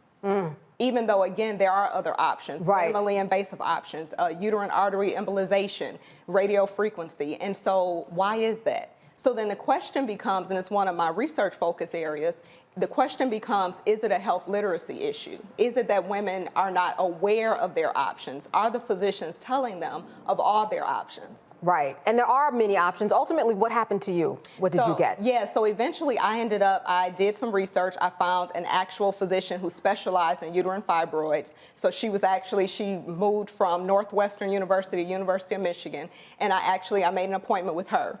When I went into the appointment, she was like, you don't need a hysterectomy. What? And so she was very shocked, you know, about the fact that the physician recommended a hysterectomy when it was not warranted. So it's important to note that you have to know the size of the fibroid, the location of the fibroid, the number of fibroids, and then all of that combined, you know, actually will help you make an informed decision with your physician. So eventually, she did send me to an actual surgeon. Fast forward, the pandemic hit. Oh boy, yes. So, and then after that, I moved from Michigan to the DMV. So I went to a physician here, and she actually did an open myomectomy to remove the fibroids. And with the open is that it's a large cut. It's a very large cut. She said, you know what? You are prone to fibroids, so I just want to take them all. And so eventually, she actually went in, did the surgery, and when she went in, she removed over 20 fibroids. The interesting thing is that the ultrasounds never showed that there were over 20. Yeah, that there were over 20 fibroids. Wow, wow. All right, we're going to talk more about your journey and your fibroids. We're going to get some questions from the panel when we come back. More with Roland Martin Unfiltered after the break. Black Star Network is here. Oh, no punch! I'm real revolutionary right now. Thank you for being the voice of Black America. All momentum we have now, we have to keep this going. The video looks phenomenal. See, there's a difference between Black Star Network and Black-owned media and something like CNN. You can't be Black-owned media and be scared. It's time to be smart. Bring your eyeballs home. You dig? Hatred on the streets, a horrific scene, a white nationalist rally that descended into deadly violence. White people are losing their damn minds. As an angry pro-Trump mob storms the U.S. Capitol, we've seen shooting. We're about to see the rise of what I call white minority resistance. We have seen white folks in this country who simply cannot tolerate black folks voting. I think what we're seeing is the inevitable result of violent denial. This is part of American history. Every time that people of color have made progress, whether real or symbolic, there has been what Carol Anderson at Emory University calls white rage as a backlash. This is the rise of the Proud Boys and the Boogaloo Boys. America, there's going to be more of this. Here's all the Proud Boys, Dave. This country is getting increasingly racist in its behaviors and its attitudes because of the fear of white people. The fear that they're taking our jobs, they're taking our resources, they're taking our women. This is white fear.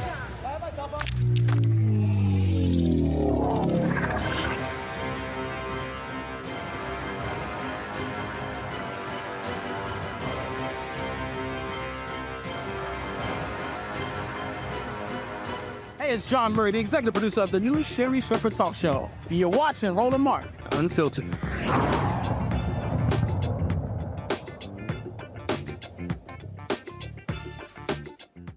All right, we are back with Roland Martin Unfiltered, and I'm talking with the founder of Advocating for My Uterus right here in the studio. Thank you again for being with us. I wanted to know what you might advise someone who might have a friend who you see physically is avoiding the symptoms. There are some women who do look like they are with child.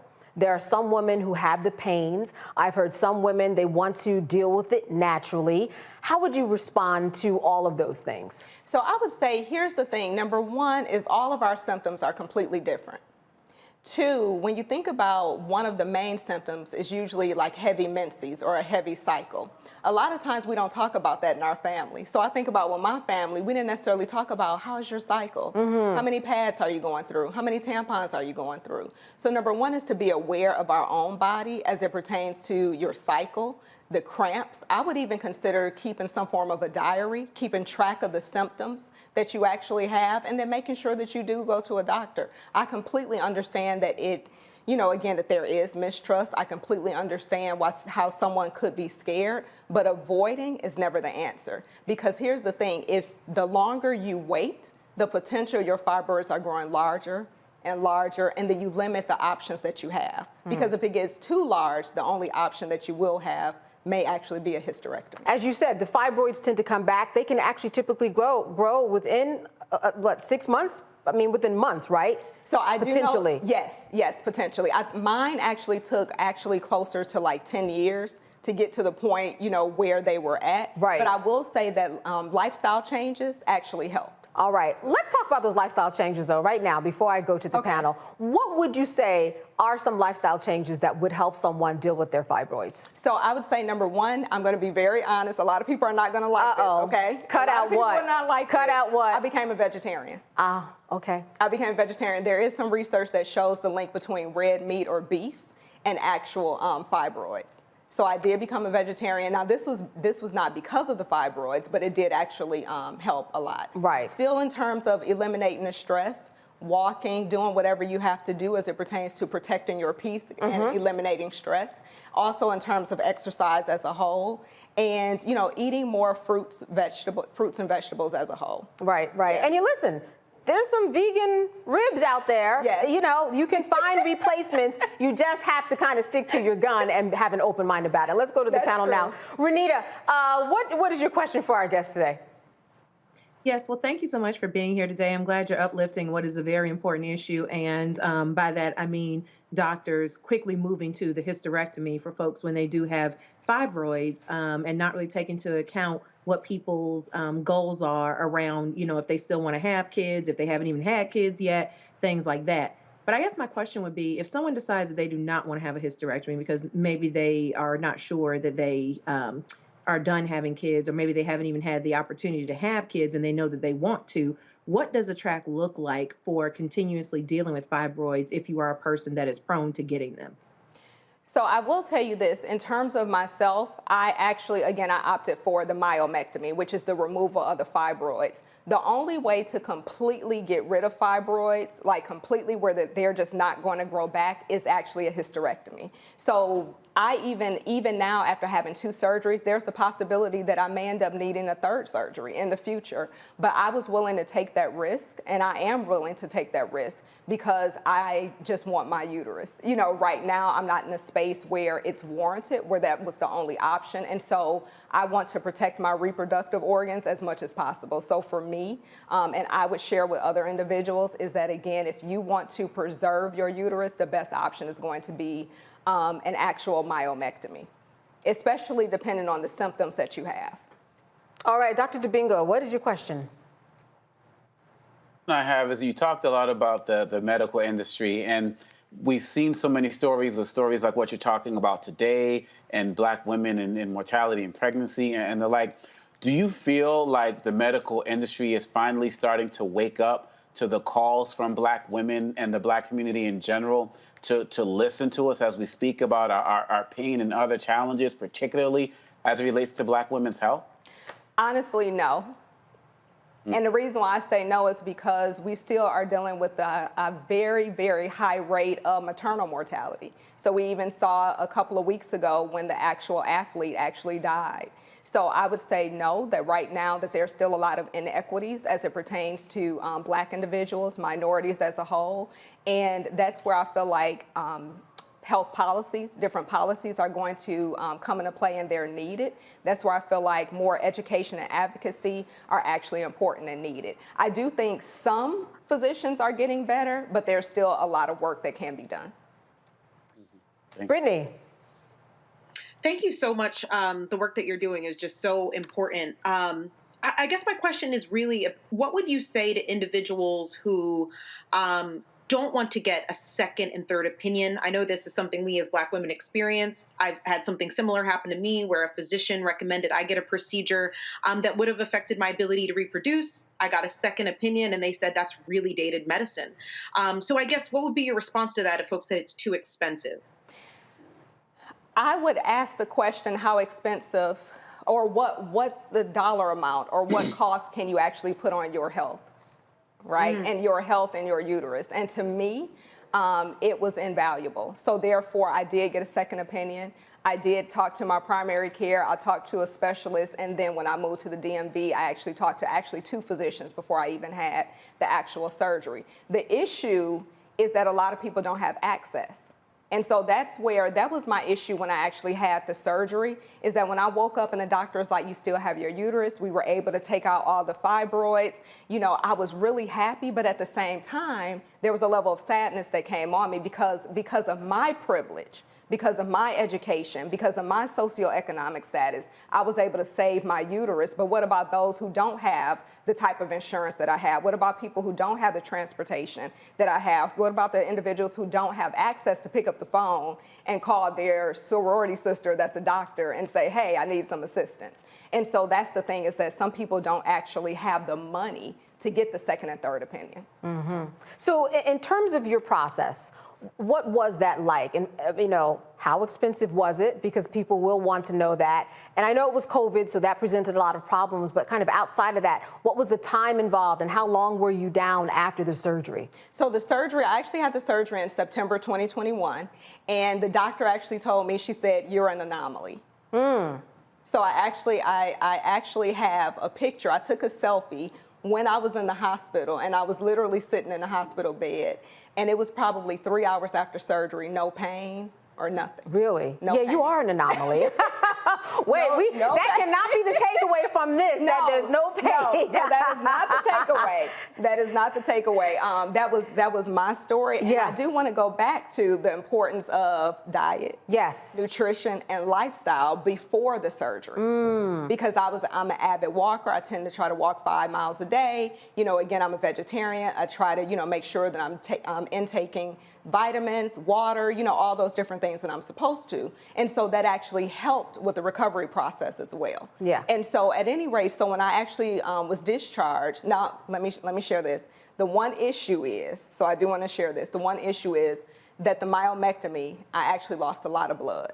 In which it was already noted. I already knew that was going to happen. The doctor knew that it was going to happen as well. So beforehand, I had to, go through all these different procedures in case they needed to give me blood. Now, you mentioned myomectomy, and there are different levels of invasive and less invasive procedures. Where does myomectomy fall in that level of invasiveness scale? So myomectomy is not, it's right above a hysterectomy. But there's still two types of myomectomy. So there is like a less invasive one where they can go in with almost like a scope. Okay. So that one is considered less invasive. And then there's an open where they literally physically cut you open and then go in and take out the fibroids. So I actually had both of them. Wow. So yeah, I had both. Does obesity play into this and the how much someone weighs?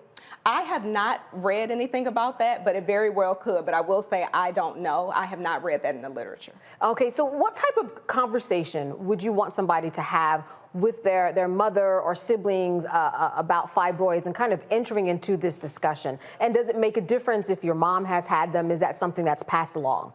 So I will tell you that genetics is definitely plays a part. So I am the youngest of 5, 4 girls, 1 boy, and 3 of us, between 3 girls, we've had 6 surgeries. Wow. Yep. Wow. Yep, 6 surgeries between 3 of us. So when you think about 3 or 4 girls in the family, that's 75%. And it really sort of equates to the actual literature that says about between 80-90% of Black women will end up being impacted by fibroids. Your organization specifically, what do you do? What's your mission? Essentially to ensure that we are educating women and those who love them to actually ensure that they are equipped with the education needed so that they can make an informed decision. So again, everyone's walk is not going to be the same. Everyone's process is not going to be the same with fibroids, but we at least want them to have as much information as possible so that they can make the best decision for them and their family. And in terms of expense, I do want to make sure that people understand what's involved. And are there other options for people?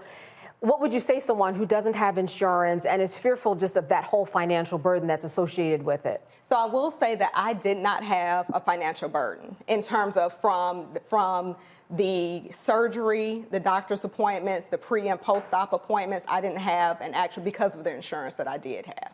Now, I'm going to go outside of what you asked just a little bit. Yeah. The expense came in because I did end up going through egg preservation. So I did have my eggs frozen during the process. And that was a massive expense. And that's a whole nother thing that we can talk about is that when you're talking about fibroids and potentially women who have to have a hysterectomy, their chances of having a biological child are eliminated. Right, yes. Right, and so there are not a lot of Black women who even know about egg freezing or, right, who are educated about it, know about it, or that have the resources to do it. Absolutely.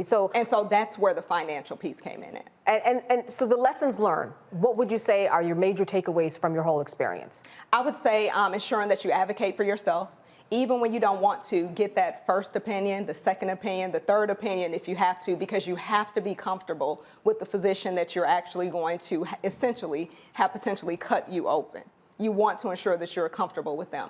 Ask questions, read We don't want fake news. Right. We want to make sure that you're reading from reputable sources. Go to Mayo Clinic, Cleveland Clinic, University of Michigan, Johns Hopkins. Ensure that you're reading and that you're equipping yourself and that you're asking questions to the physician. Make sure that you're actually even having the appropriate diagnostic testing. Make sure you're getting an ultrasound, MRIs, everything so that they can determine the size, the location, the severity of your particular case as well. And beyond all of that, talk to your family. Sure. I feel like as a whole, again, not all, but as a whole, a lot of times in Black communities and Black families, we don't talk about, talking about our cycle is sort of like a taboo. We don't necessarily talk about, our cycle or cramps or anything like that, but we need to know our family history. It is imperative that we know our family history. Absolutely. Well, I want to thank you so much for being with us today. Very, very informative, especially during this month that recognizes fibroids. Your website, before we go, if you could just say that. Absolutely. It is www.advocatingformyuterus.com. All right. Very good to see you and meet you. Thank you. All right. That is going to do it for us tonight. I want to thank my panelists, Dr. Omaikongo Dibinga, I will get it, Renita, Shannon, and Brittany Lee Lewis. And I definitely want to thank Roland for allowing me to sit in for him tonight. I will be back tomorrow. While Roland is out, be sure to download the Black Star Network app. Until tomorrow, holla! Folks, Black Star Network is here. Oh, no punches! I'm real revolutionary right now. Support this man, Black Media. He makes sure that our stories are told.